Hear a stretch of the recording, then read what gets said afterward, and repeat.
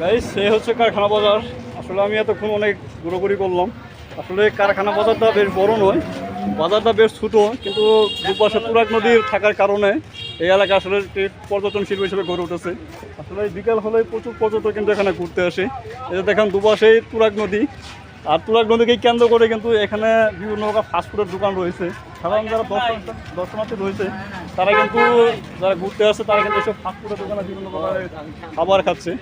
এই যে আপনাদেরকে আমি একটু ঘুরে দেখাই বাজারের চিত্র, বাজারে কীরকম দোকানপাট রয়েছে আর মানুষ রয়েছে তারই দৃশ্য আপনাদেরকে দেখাই। আসলে বাজারটা বেশ বড় না, এই যে দেখেন খুব ছোটো একটি বাজার, তারপরেও কিন্তু মানুষের সমাগম অনেক বেশি।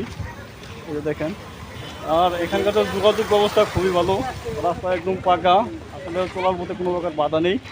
আর এমনি আপনি নির্ভয়ে খুব চলাফেরা করতে পারবেন। এবং যতটুকু জানতে পারলাম, এটা দেখেন এখানে একটি বট গাছ রয়েছে, অন্য বট গাছ, খুবই সুন্দর একটা পরিবেশ।